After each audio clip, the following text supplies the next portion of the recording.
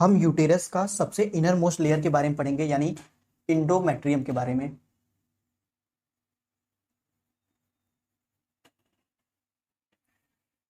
अच्छा बच्चा, सबसे पहले हमने देखा कि पेरीमेट्रियम होता है, फिर हमने देखा कि मायोमेट्रियम होता है, फिर इंडोमेट्रियम। तो ये सबसे इनर मोस्ट है, तो ये सबसे इनर मोस्ट है। ठीक, उसके साथ साथ बच्चा ये हाईली वेस्कुलर होता है, हाईली वेस्कुलर होता है। हाईली वेस्कुलर का मतलब होता है कि इसमें सबसे ज्यादा ब्लड वेसल्स, नर्व का सप्लाई मिलेगा दिखने को। ठीक है, उसके बाद में बच्चा ये म्यूकोसल इपिथेलियम का बना होता है, या म्यूकोसल मेम्ब्रेन का बना होता है, मेम्ब्रेन को शॉर्टकट में एमबी। ठीक है, उसके बाद में बच्चा होता क्या है, इस इंडोमेट्रियम के अंदर एक्चुअली दो लेयर होते हैं। इस इंडोमेट्रियम के अंदर, इसके अंदर दो लेयर होते हैं। जो पहला लेयर होता है उसे बोलते हैं बच्चा स्ट्रेटम बेसेलिस। जो पहला लेयर होता है उसे बोलते हैं स्ट्रेटम बेसेलिस, और जो दूसरा लेयर होता है बच्चा उसे बोलते हैं स्ट्रेटम फंक्शनैलिस।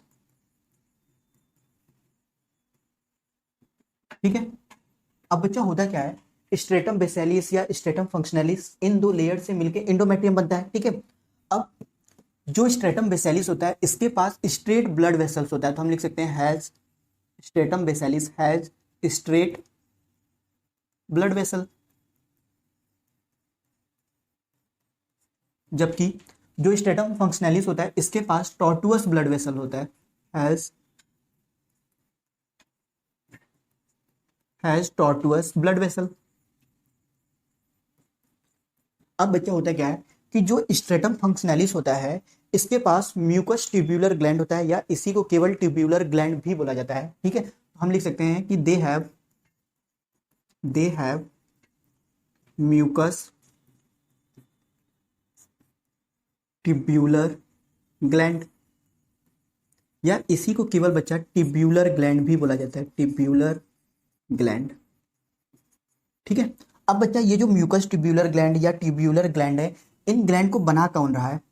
अच्छा, मिल कहाँ रहे हैं? स्ट्रेटम फंक्शनैलिस के अंदर मिल रहे हैं। बनाता कौन है? तो बनाता एस्ट्रोजन हार्मोन है, तो वही हम लिखते हैं constructed by estrogen hormone. Estrogen कहाँ से निकलेगा? वही ओवरी से निकलेगा। ठीक है, अच्छा बच्चा, ये जो ट्यूब्यूलर ग्लैंड होते हैं या म्यूकस ट्यूब्यूलर ग्लैंड होते हैं, इनका शेप चेंज होता है। ये पहले तो स्ट्रेट होते हैं जब एस्ट्रोजन बनाता है, बाद में इनका शेप जो कि कॉर्क स्क्रू शेप हो जाता है, और ये कॉर्क स्क्रू जो शेप होता है ये प्रोजेस्टेरॉन की वजह से होता है। ठीक है, तो हम लिख सकते हैं कि mucus tubular gland become corkscrew shape, किसकी वजह से? तो ड्यू टू प्रोजेस्टेरॉन। ठीक है, अब बच्चा होता क्या है कि जैसे सपोज कीजिए ये म्यूकस ट्यूब्यूलर ग्लैंड है, म्यूकस ट्यूब्यूलर ग्लैंड है।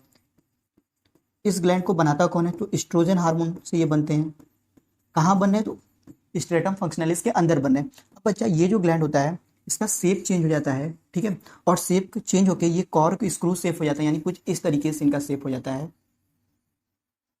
ठीक है, तो इनका शेप चेंज हो गया। अब इनका जो शेप है वो शेप है कॉर्क स्क्रू शेप। अच्छा, ये स्ट्रेट शेप थे जब एस्ट्रोजन ने बनाया, प्रोजेस्टेरॉन हार्मोन इसका शेप चेंज कर देता है कॉर्क स्क्रू शेप में। तो यहाँ पे जो हार्मोन इसका शेप चेंज कर रहा है उस हार्मोन का नाम होगा प्रोजेस्टेरॉन। ठीक है, तो बच्चा यहाँ पे वही पॉइंट लिखा है कि जो म्यूकस ट्यूबुलर ग्लैंड या ट्यूबुलर ग्लैंड होता है इनको बनाता कौन है? तो बनाता है एस्ट्रोजन। ठीक है, इसका शेप कॉर्क स्क्रू शेप कौन कर देता है? तो प्रोजेस्टेरॉन। तो वही पॉइंट लिखा है mucus tubular gland become corkscrew shape due to progesterone. ठीक है, तो आपको ये याद होना चाहिए कि जो इंडोमेट्रियम होता है ये सबसे इनर मोस्ट लेयर होता है यूटेराइन वॉल का।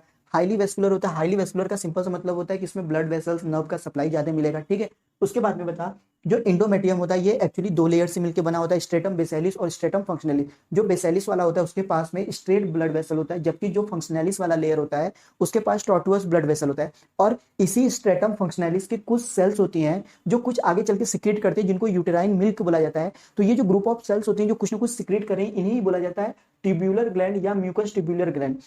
अब इस म्यूकस ट्यूबुलर ग्लैंड या ट्यूबुलर ग्लैंड को बनाता कौन है, तो एस्ट्रोजन बनाता है। इस म्यूकस ट्यूबुलर ग्लैंड का जो शेप होता है वो कॉर्क स्क्रू शेप में कन्वर्ट हो जाता है, किसकी वजह से, तो प्रोजेस्टेरॉन की वजह से चेंज हो जाता है। ठीक है, अब बच्चा हमें इसके आगे क्या पढ़ना है। अगर बच्चा सपोज कर लीजिए कि ओव्यूलेशन हो गया, हमें क्या सपोज करना है, अगर ओव्यूलेशन हो गया, ओव्यूलेशन अकर, यानी ओव्यूलेशन हो गया, अगर ओव्यूलेशन हो गया तो क्या होगा। ओव्यूलेशन का सिंपल सा मतलब होता है कि ओवरी के अंदर जो ग्राफियन फॉलिकल बना है वो रप्चर हुआ। जब ग्राफियन फॉलिकल रप्चर हुआ तो जो एक सेल होता है वो उस ओवरी से फैलोपियन ट्यूब के अंदर चला जाएगा। ठीक, उसके बाद उसी ओवरी से प्रोजेस्टेरॉन हार्मोन का सिक्रीशन स्टार्ट हो जाएगा। यानी अगर ओव्यूलेशन अकर हुआ तो प्रोजेस्टेरॉन का सिक्रीशन बढ़ जाएगा, यानी प्रोजेस्टेरॉन का लेवल बढ़ जाएगा, यानी इंक्रीजेस प्रोजेस्टेरॉन सिक्रीशन।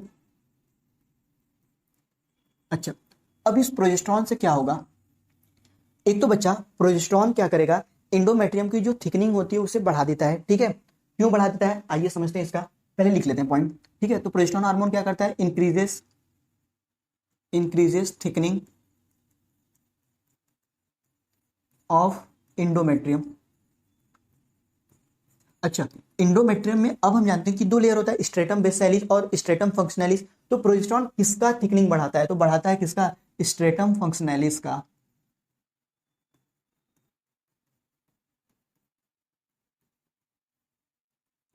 ठीक है, अब उसके बाद बच्चा क्या होता है, इस प्रोजेस्टेरॉन का दूसरा काम क्या होता है, जो म्यूकस ट्यूब्यूलर ग्लैंड या केवल ट्यूब्यूलर ग्लैंड है उसका शेप चेंज करके कॉर्क स्क्रू शेप में कर देता है। ठीक है, तो होता क्या है कि जो म्यूकस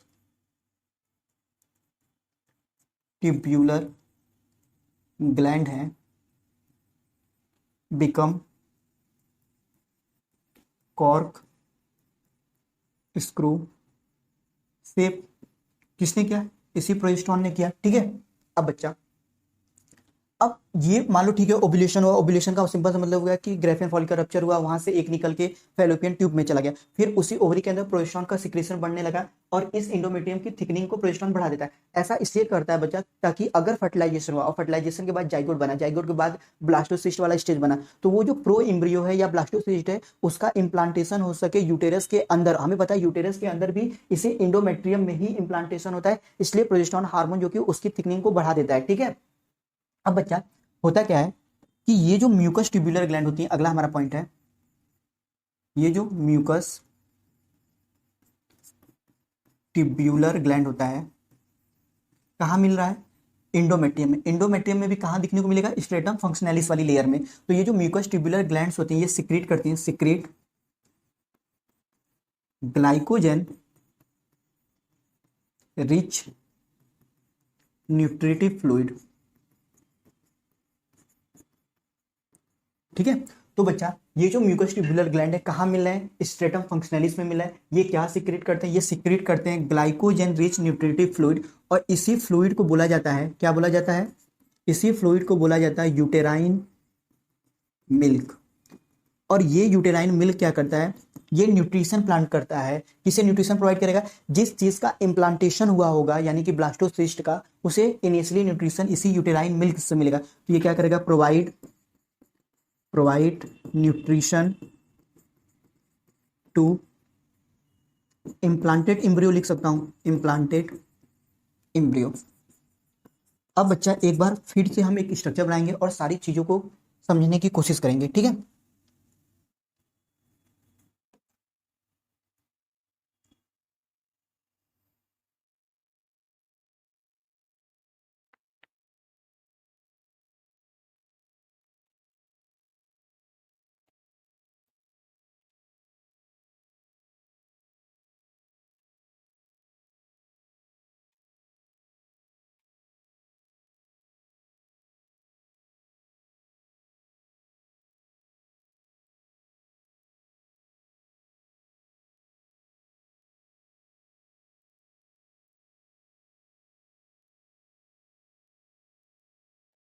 पहले लेबलिंग कर देते हैं बच्चा सारी चीजों का।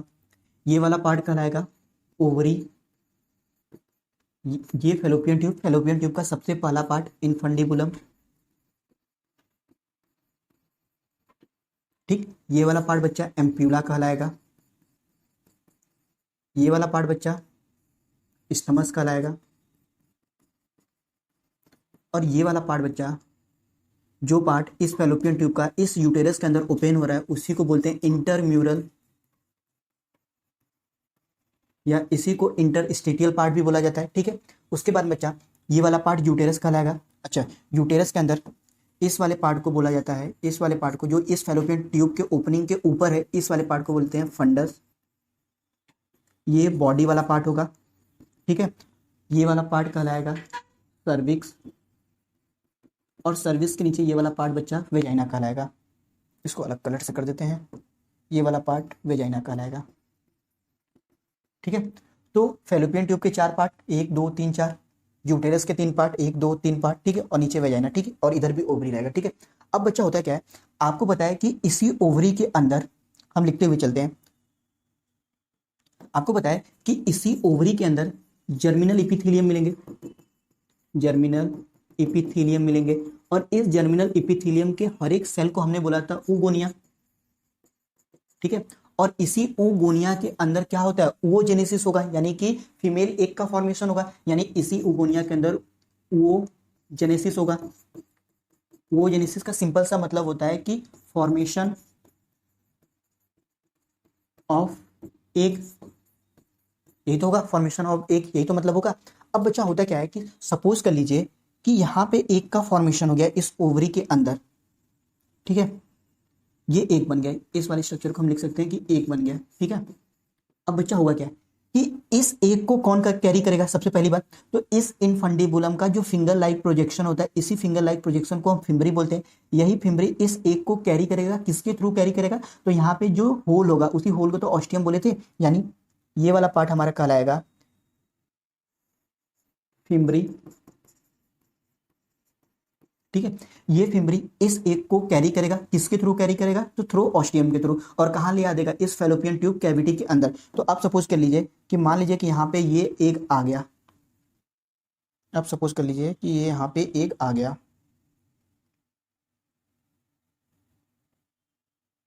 ठीक है, तो फिम्बरी ने एग को कैरी किया या कलेक्ट किया और यहाँ पे लाके छोड़ दिया, ये फिम्बरी का काम खत्म। अब आपको पता है कि इस फैलोपियन ट्यूब के अंदर सीलिया मिलता है, उस सीलिया को हम बोलते हैं काइनोसीलिया। अच्छा, काइनोसीलिया के हम एक जगह काइनोसीलिया भी बना के दिखा देते हैं, इसमें जगह जगह पे काइनोसीलिया मिलेगा।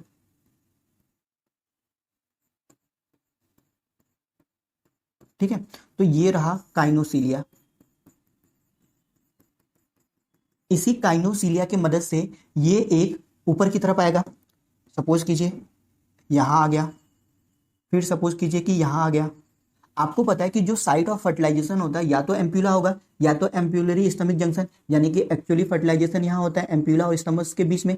अब एक यहाँ पे आ गया। ठीक है, अब होता क्या है कि अगर बच्चा सेक्सुअल इंटरकोर्स हुआ, अगर सेक्सुअल इंटरकोर्स होगा तो एक जाएगा, सपोज कर लीजिए सेक्सुअल इंटरकोर्स हुआ और ये स्पर्म गया। ठीक है, ठीक, मान लीजिए ये स्पर्म भी आ गया। ठीक है, अब बच्चा, ये हम ब्लू कलर से लिख देते हैं, स्पर्म हमने दिखाया है।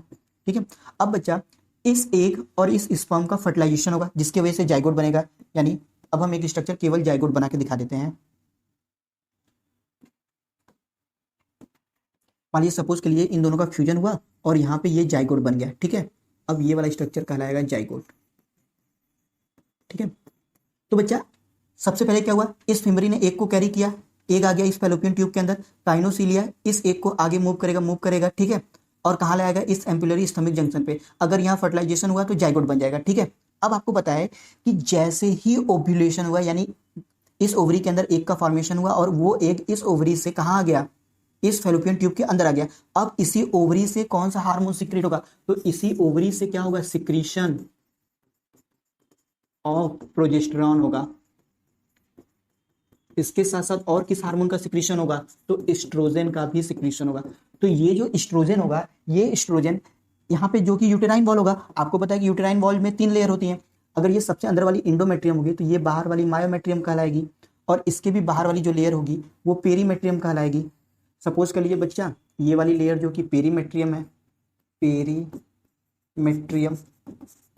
ठीक है, और ये वाली जो मैंने व्हाइट से दिखाया है इसे सपोज कर लीजिए कि ये इंडोमेट्रियम है, इंडोमेट्रियम है, और ये जो रेड से है यानी सबसे अंदर वाला, ये रेड वाली कहलाएगा इंडोमेट्रियम। और ये जो एस्ट्रोजन हार्मोन निकल रहा है, इस इंडोमेट्रियम के अंदर जो स्ट्रेटम फंक्शनलिस होगा उसी के पास म्यूकस ट्यूबुलर ग्लैंड होगा, यही एस्ट्रोजन हार्मोन बनाएगा। अब प्रोजेस्टेरोन हार्मोन क्या करेगा, उस म्यूकस ट्यूबुलर ग्लैंड को कॉर्क स्क्रू सेप कर देगा, ठीक है। और दूसरा प्रोजेस्टेरोन हार्मोन क्या करता है, इस इंडोमेट्रियम का थिकनिंग बढ़ाता है, और इंडोमेट्रियम में भी किसकी थिकनिंग को बढ़ाता है, तो स्ट्रेटम फंक्शनलिस वाली में, ताकि ये जो जाइगोट आ रहा है, यही जाइगोट आगे चल के ब्लास्टोसिस्ट बनेगा, और उस ब्लास्टोसिस्ट का यहाँ पे इम्प्लांटेशन हो सके, ठीक है, ठीक है, ठीक। और हमें पता है कि इस इंडोमेट्रियम के स्ट्रेटम फंक्शनलिस वाली लेयर से ही जो म्यूकस ट्यूबुलर ग्लैंड होते हैं वही सीक्रेट करेंगे यूटेराइन मिल्क, और वो यूटेराइन मिल्क इस इम्प्लांटेड एम्ब्रियो को न्यूट्रिशन प्रोवाइड करेगा। तो वही पॉइंट पिछले क्लास में हम लोगों ने लिखा था, क्या लिखा था, कहा गया, हाँ इसी में तो लिखा है, म्यूकस ट्यूबुलर ग्लैंड जो होते हैं उसी वो क्या सीक्रेट करेंगे, ग्लाइकोजन रिच न्यूट्रिटिव फ्लूइड, जिसे हमने यूटेराइन मिल्क किया था, और ये यूटेराइन मिल्क प्रोवाइड करेंगे न्यूट्रिशन किसे, जो इम्प्लांटेड एम्ब्रियो है उसे न्यूट्रिशन प्रोवाइड करेंगे, ठीक है। तो यहाँ तक की कहानी बच्चा हमारा क्लियर हो जाना चाहिए, ठीक है, ओके। अगर बच्चा, अब हम इसके बाद देखेंगे, मान लीजिए कि एक यहाँ पे आ गया और स्पर्म गया ही नहीं, अगर फर्टिलाइजेशन नहीं हुआ तब क्या होगा, क्योंकि हमें पता है कि अगर ओव्यूलेशन हुआ यानी एक निकल के ओवरी से कहा गया फैलोपियन ट्यूब में, तो प्रोजेस्टेरोन का लेवल बढ़ा होगा। अच्छा, अगर प्रोजेस्टेरोन का लेवल बढ़ा होगा तो थिकनिंग ऑफ इंडोमेट्रियम भी होगा, उसी के साथ साथ जो म्यूकस ट्यूबुलर ग्लैंड होगा उनका शेप चेंज होकर कॉर्क स्क्रू शेप बन जाएगी, और ये ग्लैंड सीक्रेट करेंगे ग्लाइकोजन रिट्यूटिव फ्लूइड, ताकि अगर इंप्लांटेशन हो ताकि उसे न्यूट्रिशन प्रोवाइड किया जा सके, ठीक है। अब हम देखेंगे कि अगर फर्टिलाइजेशन नहीं हुआ तो क्या होगा,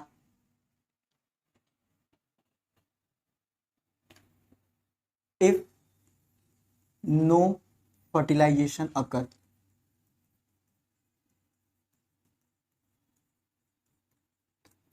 अगर बच्चा फर्टिलाइजेशन नहीं होता है तो वो जो एक रहता है, जो एक फेलोपियन ट्यूब में गया, उसकी लाइफ साइकिल जो कि 48 आवर तक होती है, तो वो एक डिस्ट्रॉय हो जाएगा। तो उसके बाद क्या होता है, डिक्रीज इन प्रोजेस्टेरोन लेवल होता है, क्या होता है,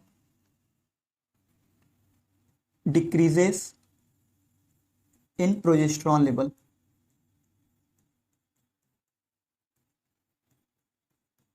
ठीक है। प्रोजेस्टेरोन का लेवल डिक्रीज होता है, जिसकी वजह से क्या होता है, breaking off endometrium, breaking off endometrium.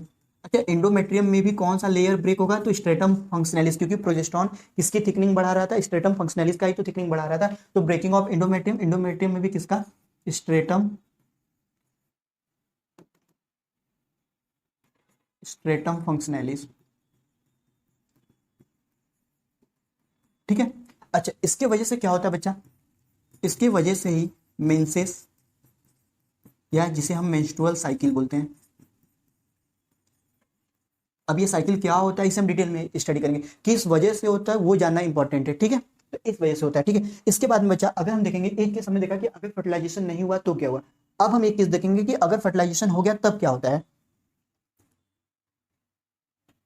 अगला केस है बच्चा हमारा, इफ फर्टिलाइजेशन एंड इम्प्लांटेशन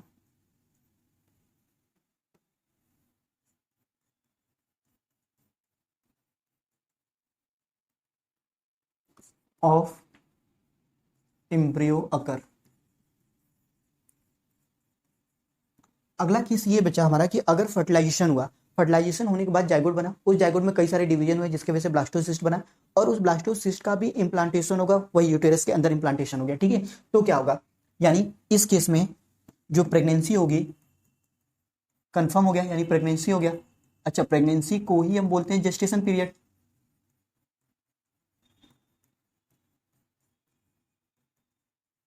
ठीक है। प्रेगनेंसी को ही हम जेस्टेशन पीरियड बोलते हैं। अब इसमें होता है क्या बच्चा, इसमें क्या होता है कि जो इंडोमेट्रियम होता है, हमें पता है कि इंडोमेट्रियम के अंदर ही इंप्लांटेशन हुआ होगा।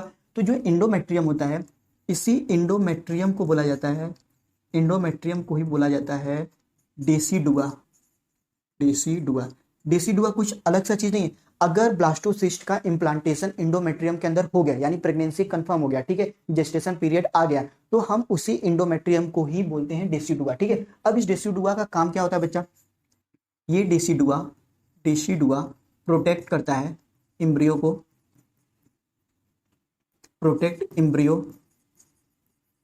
From mother immune system, mother immune system, ठीक है।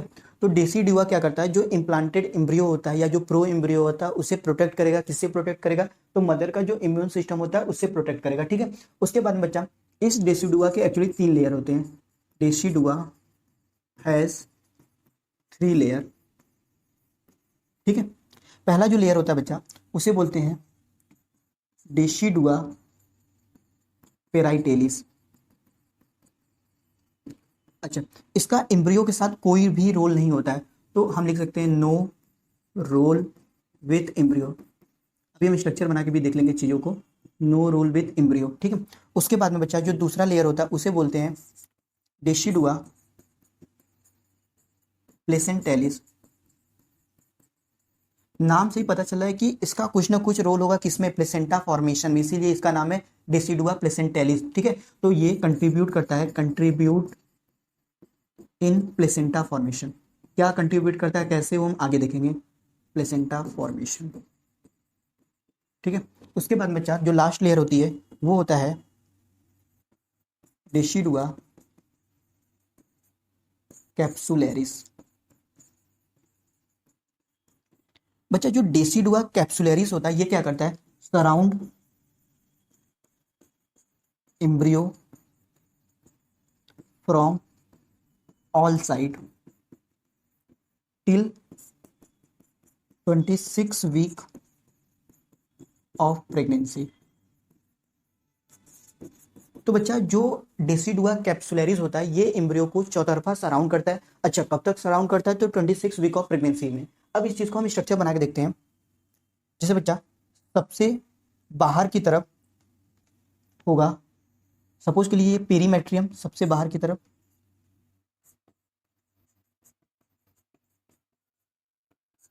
ठीक है। अच्छा, इस पेरीमेट्रियम के बाद जो बीच वाली लेयर होती है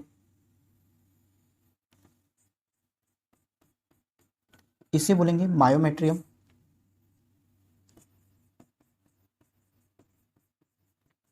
और जो सबसे अंदर की लेयर होती है उसे इंडोमेट्रियम बोलते हैं। लेकिन अब प्रेगनेंसी कंफर्म हो गया तो उसी इंडोमेट्रियम को हम डेसीडुआ बोलेंगे। वो किस तरह से होता है, कुछ इस तरह से होता है।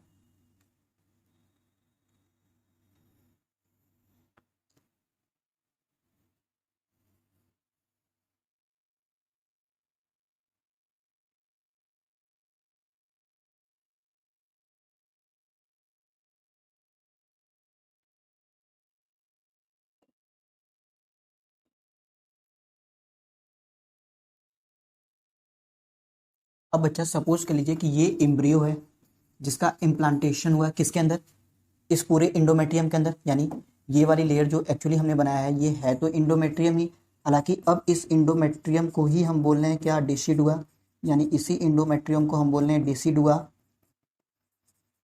और इस डेसीडुआ के 3 लेयर होते हैं। कौन कौन से लेयर होते हैं, ये जो ऊपर वाला बच्चा होता है इसे बोलते हैं, इस ऊपर वाले लेयर को बोलते हैं डेसीडुआ पेराइटेलिस। तो ये जो डेसीडुआ पेराइटेलिस है इसका इस एम्ब्रियो के साथ कोई भी रोल नहीं होता है, इसीलिए लिखा है डेसीडुआ पेराइटेलिस का नो रोल विथ एम्ब्रियो। इसका एम्ब्रियो के साथ कोई भी रोल नहीं होता, ठीक है। उसके बाद में बच्चा यहाँ पे कुछ स्ट्रक्चर प्रेजेंट होता है। इस वाले स्ट्रक्चर को बच्चा बोला जाता है डेसीडुआ प्लेसेंटेलिस। इसका रोल होता है बच्चा किसमें, प्लेसेंटा के फॉर्मेशन में, इसीलिए लिखा गया कंट्रीब्यूट इन प्लेसेंटा फॉर्मेशन, ठीक है। उसके बाद बच्चा ये जो दोनों तरफ से घेर रहा है लेयर, इस लेयर को ही बोला जाता है डेसीडुआ कैप्सुलैरिस। और ये जो डेसीडुआ कैप्सुलैरिस है ये इस एम्ब्रियो को सराउंड करता है चौतरफा। कब तक सराउंड करता है, 26 वीक ऑफ प्रेगनेंसी, ठीक है। तो डेसीडुआ का सिंपल सा मतलब होता है कि अगर इम्प्लांटेशन हो गया एम्ब्रियो का, ठीक है भाई, फर्टिलाइजेशन होगा तभी तो इम्प्लांटेशन होगा। अच्छा, इम्प्लांटेशन हो गया यानी प्रेगनेंसी कंफर्म हो गया, तो इसी इंडोमेट्रियम को हम डेसीडुआ बोलते हैं। ये जो डेसीडुआ होता है ये एम्ब्रियो को प्रोटेक्ट करेगा किससे, मदर के इम्यून सिस्टम से, ठीक है। अब इस डेसीडुआ के 3 लेयर होते हैं। डेसीडुआ पेराइटेलिस जिसका कोई भी रोल नहीं होता है एम्ब्रियो के साथ, डेसीडुआ प्लेसेंटेलिस होता है, इसका काम सिंपल होता है कि ये कंट्रीब्यूट करता है प्लेसेंटा फॉर्मेशन के लिए। क्या करता है ये हम आगे देखेंगे। उसके बाद में जो थर्ड वन लेयर होती है डेसीडुआ की वो होती है डेसीडुआ कैप्सुलैरिस। ये पूरे एम्ब्रियो को सराउंड करता है। कब तक सराउंड करता है, 26 वीक ऑफ प्रेगनेंसी। ओके बेटा, हो गया।